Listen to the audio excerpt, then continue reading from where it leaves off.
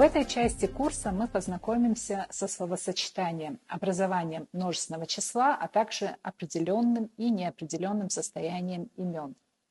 В черкесском языке имена существительные и прилагательные имеют определенную и неопределенную форму. Категория определенности и неопределенности показывает отношение говорящего и слушающего к предмету речи.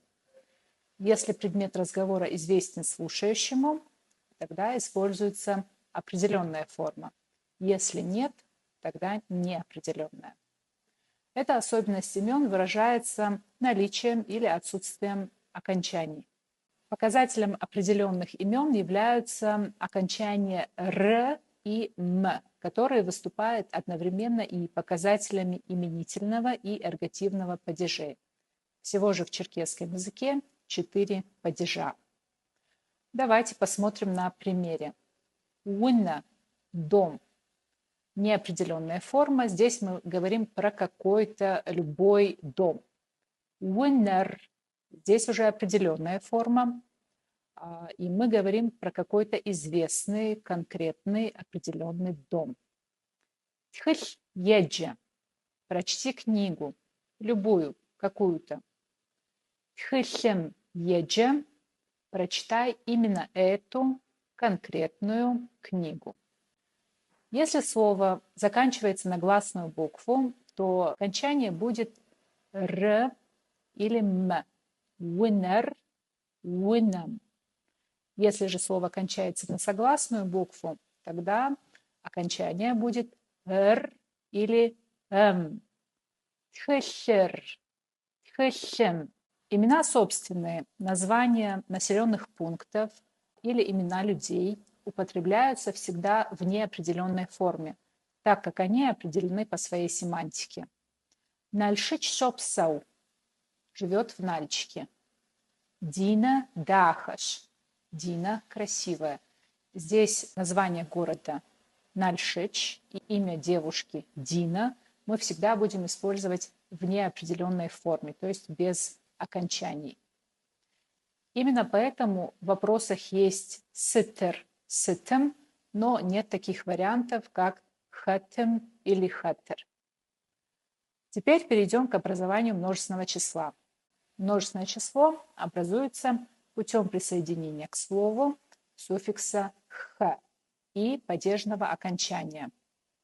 Например, «уна» – это дом, а «унахар» – это дома.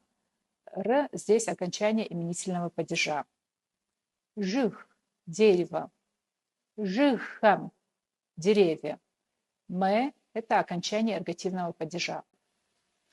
Исключения составляют фамилии и личные имена, которые в именительном падеже множественного числа допускают употребление суффикса «х» без падежного окончания. «Хатхауашиш» – «Артенха сашиш». Из какого ты рода? Я из рода Кардановых. Теперь перейдем к словосочетаниям. Мы будем рассматривать два вида словосочетаний. Существительное и прилагательное, и существительное плюс существительное. Словосочетание существительное плюс прилагательное в черкесском языке образуется именно в таком порядке. Сначала идет существительное, а потом уже прилагательное. Хаджебс – девушка. Даха – красивая. И на этом моменте я бы хотела еще раз напомнить, что в черкесском языке нет категории рода, то есть и красивая, красивый, красивое, все будет даха. Красивая девушка будет хаджебс даха. Уна – дом, ин – большой. Уна ин – большой дом. Кстати, для обозначения большого размера мы можем использовать еще суффикс «шхуа» или «эшхуа», если слово кончается на согласную букву. Этот суффикс мы можем присоединять как к существительным, так и прилагательным, усиливая их. Например, большой дом в этом случае будет «уиннашхуа», а «хаджабзышхуа» можно перевести как «большая девушка». А если добавим к прилагательным «дэхэшхуа» – красивущая или очень красивая, Хджебздахешхуа – красивущая девушка, очень красивая девушка. Инышхуа – большущий. Уна инышхуа – большущий, очень большой дом. При образовании множественного числа в словосочетаниях суффикс множественного числа присоединяется только к последнему слову, то есть к прилагательному. Значит, если мы хотим сказать «умные ученики», то мы скажем «еджагуа губзгахар». Еще хочется обратить внимание на то, что есть односложные слова, то есть слова, которые состоят из одного слога. И в этом случае такие слова пишутся слитно. Например, «шалляв» – хороший парень. Здесь «шалля» – это парень, а «ф» – это хороший.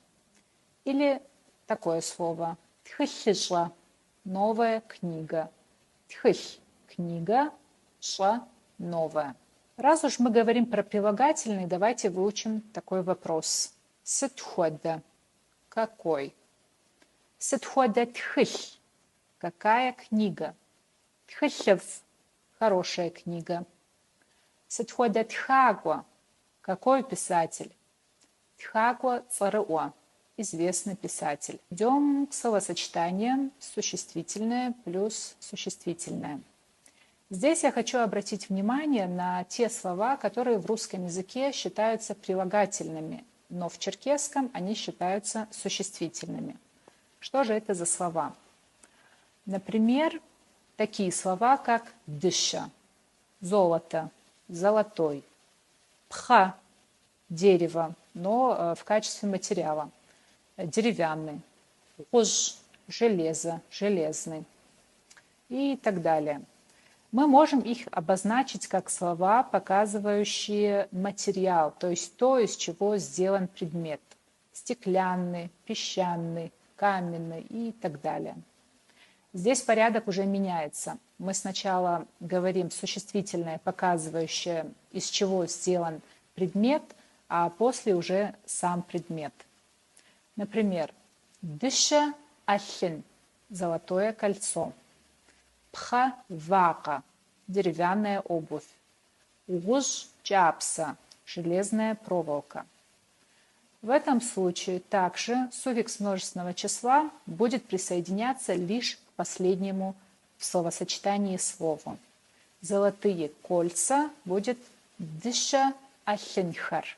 На этом мы закончили первый модуль. Вы можете приступить к заданиям и советую перед этим обязательно познакомиться со словарем к этому модулю. Всего хорошего.